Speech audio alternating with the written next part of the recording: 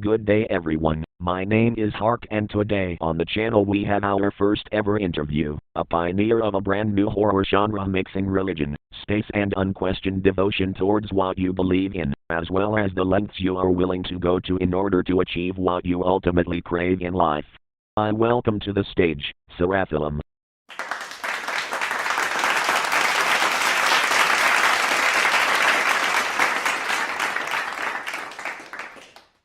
Thank you for having me for this. I am really excited to have someone to talk to about my series in an interview, and I hope people enjoy hearing about my process and inspirations. This series means a lot to me, so I think it is going to be really interesting to talk about it in this kind of format. I hope you are doing well today. The pleasure is mine to have you on today answering your fandom's questions. Speaking of which, would you like to get into the questions?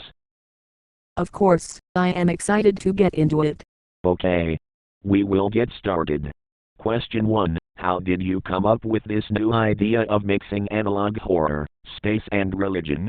Did you take any inspiration or was it your idea? The idea for Apocrypha Hominis World came about 2 or so years back, when I wanted to work on a novel that looked at occultism, demons and space.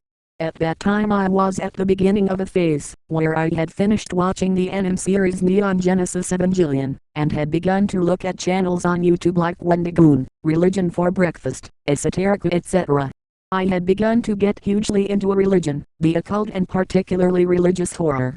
I then rewatched the series Midnight Mass, by Mike Flanagan, and it captured religious fear so well that I knew I really wanted to make something that had that same feeling. The character seen throughout the series, could you give some background information as to why he is in the places he ends up in? Such as in episode 2, when he is running towards a white tower in the sky.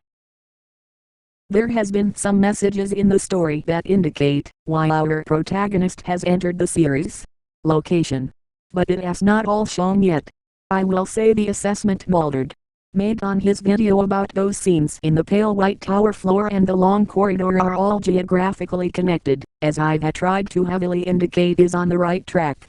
Each episode covers a different aspect of the world and wider story of course, but some directly follow the journey our protagonist is moving along.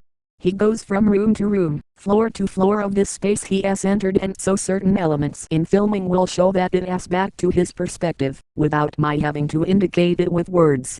There is themes and messaging for the wider thematic relevance of the story that each location the protagonist enters has, and I hope more episodes will show people what this means.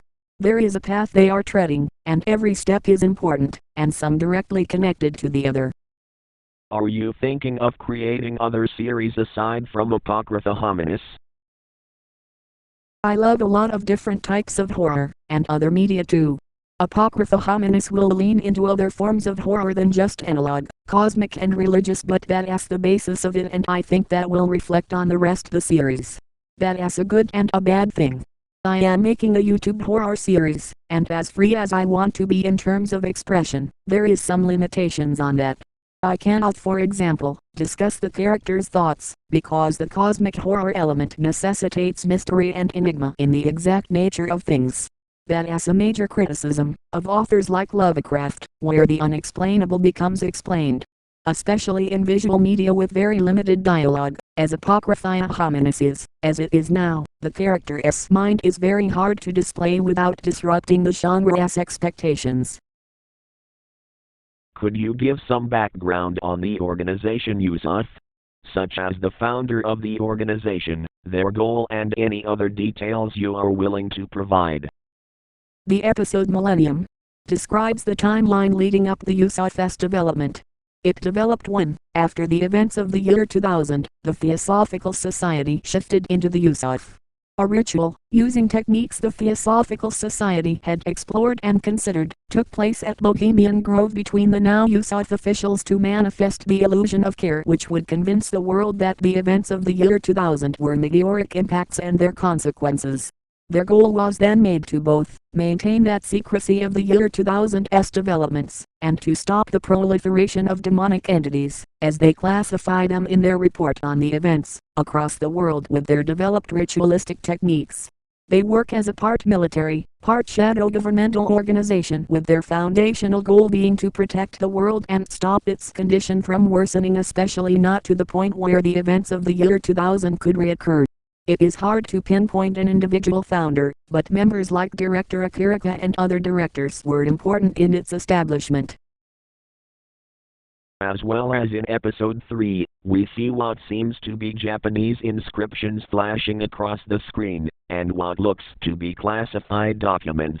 Is this relevant to the organization's background or future goals? Much of it is spliced together messages from other reports. Some are classified documents that emerge here, and contain information about USAF undertakings. But for the most part, the messages are exactly that, messages to the viewer of the tape, hoping that they will realize the truth. In a way, it is almost a one-sided conversation of information, or in other words a crying out. In the second part of episode 4, it seems there is a form of military communication between two people, indicated by the description you gave, and I quote to Lieutenant Hendrickson, "Happy Easter. I don't know if you are big on celebrating it, but I was just hoping you are taking the time out you need before engaging on this discovery further. I'm afraid I won't be able to visit you. They've stationed me at Nirvana for the next month, so I'll be pretty out of reach for a while. I hope your daughter enjoys her gift, and that, in investigating the transmission, you remember her when you take those risks you seem addicted to taking." Does this have anything to do with the lore of the character, or a key part of the story and how the situation came to be? It does indeed have quite a bit for the lore of the character, and it looks at some of the history of L.T. Hendrickson that is important for this story's events. But, considering more will come, I will not reveal the exact details now. Who are some of your personally preferred analog horror artists? My first was Manic or Monument Mythos. They were and still are one of my preferred creators. Their series are pretty eccentric to say the least, but they still ended up making me feel something emotionally. I watched those episodes and realized something could be out there and still hit me. I feel that way about one of my more recent preferred creators, Dr. Nowhere.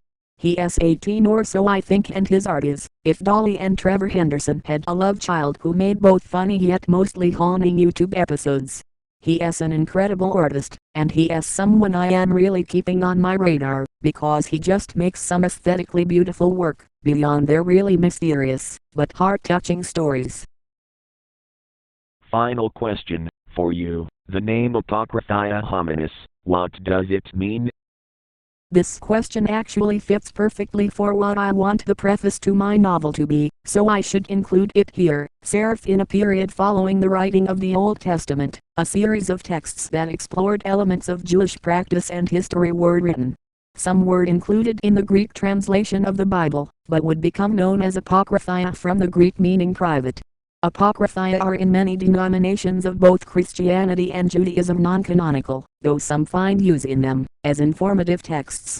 Among these rejected texts that were once as read and believed as much as Genesis, the Gospels or Revelations are by most Christians today, was the Testament of Solomon. It describes the construction of the first temple, where in this narrative Solomon used a ring, given to him by the archangel Michael, to control demons. Solomon made a pact with the race of demons, condemning them to silence, unable to influence man any longer. But we built, and we made technology to speak to one another. And we could hear those same demons again. Seraph. It has been a pleasure to have you on, Seraph, and I hope, when this series is complete, we can have another chat. Thank you. It has been really great, and I would very much like to come back.